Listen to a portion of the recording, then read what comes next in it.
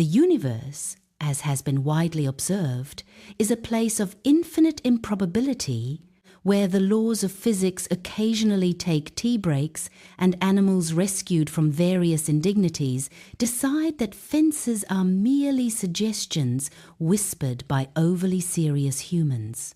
At Soft Landing Animal Sanctuary, nestled in the rolling hills of Tennessee, like a particularly stubborn barn that refused to be demolished, the residents had long ago concluded that peace and happiness were fine in theory, but chaos was far more entertaining. Ma Human and Pa Human, those tireless bipeds who insisted on feeding everyone and mending fences, spent their days unravelling the latest knot of animal-induced mayhem. They were, in short, the universe's unpaid zookeepers for creatures who had read the rulebook and promptly used it to line their stalls. On this particular morning, which was of course not morning at all, in any meaningful cosmic sense, but merely the latest rotation of a planet that couldn't decide whether to spin clockwise or counterclockwise, Ralphie, the teenage steer, was feeling particularly irreverent.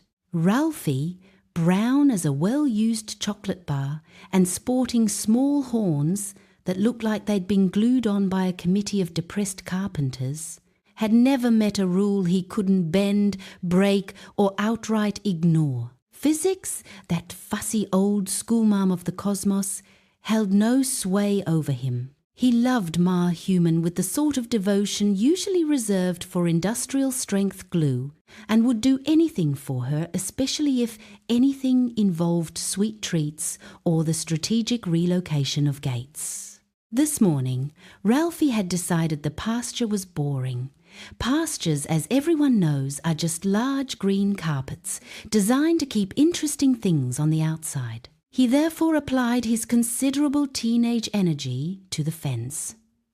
The fence, being made of wood and optimism, protested briefly before surrendering with a dignified crack. Ralphie trotted out, tail swishing like a metronome set to mischief. Meanwhile, in the far corner of the sanctuary, Peter Porker, the largest pot-bellied pig ever to grace the planet with black fur, white feet, and a tail tip that looked suspiciously like it had been dipped in correction fluid, was sharing his breakfast. Peter shared everything. If you asked him for half his food, he'd give you 3/4 and apologize for not having more. He was the gentlest giant imaginable, the sort of pig who would hold the door open for a chicken, even if it meant standing on one hoof for an hour. "Tina," Peter said around a mouthful of grain, "you really ought to stop trying to hatch chicken eggs. They're not going to turn into turkeys, no matter how hard you stare at them." Tina, the lone heritage turkey who believed with every feather that she was simply one of the gang, puffed up indignantly.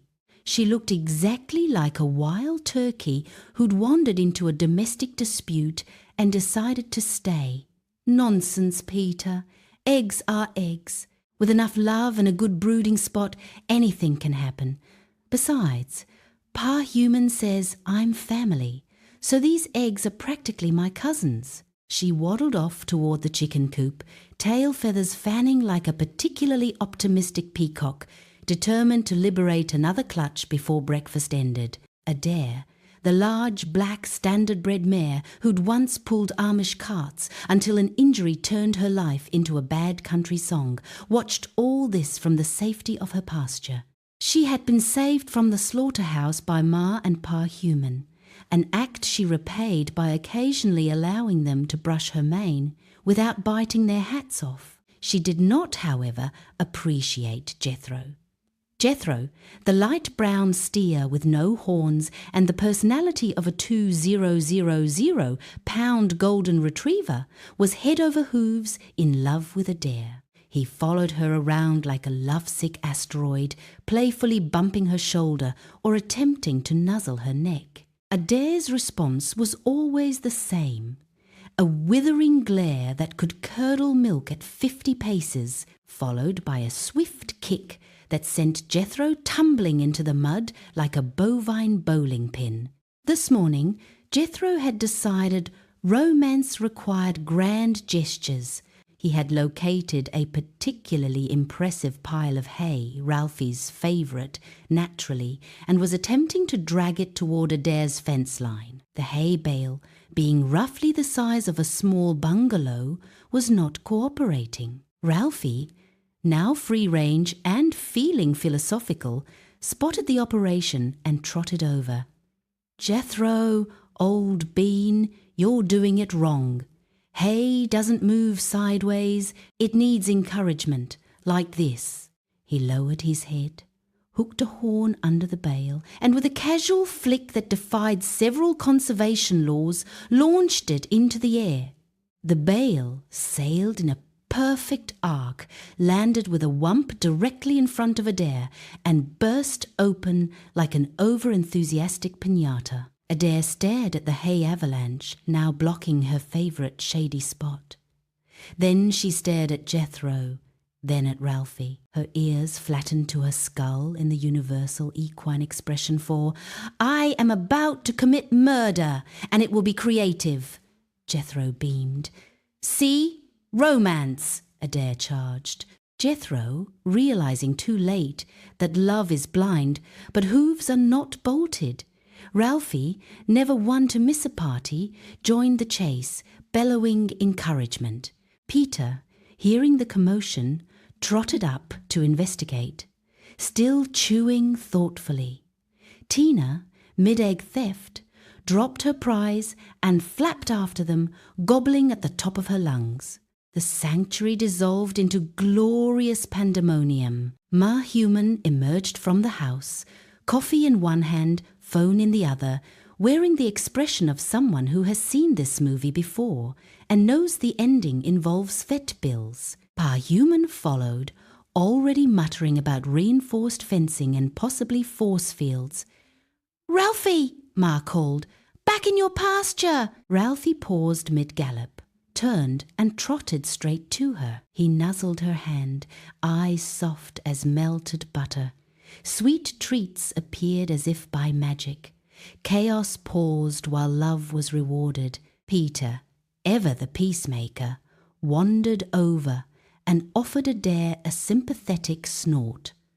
"Boys will be boys," he seemed to say. Adair huffed but allowed him to stand nearby, possibly the highest compliment she ever paid anyone. Tina, having lost her egg, decided the chase was now a parade and strutted at the front, gobbling triumphantly. Jethro, panting and covered in hay fragments, sidled up to Adair again. She rolled her eyes but didn't kick him. Progress. As the sun climbed higher, the animals drifted back toward their respective corners, not because they were told to, but because breakfast was calling and chaos, while fun works up an appetite. Ma Human sighed, sipped her coffee, and looked at Pa Human. Another day at the sanctuary. Pa Human grinned. Wouldn't trade it for anything, not even a quiet one. Somewhere in the distance, Ralphie was already plotting tomorrow's escape. The fence had been repaired, of course, but fences are temporary, and love, along with a healthy disregard for physics, is eternal. And so the universe, in its infinite improbability, spun on, with one small sanctuary in Tennessee serving as proof that the best stories aren't about escaping trouble. They're about running straight into it, preferably with friends, hay bales, and a turkey who thinks she's everyone's aunt. The end, until the next improbable breakfast.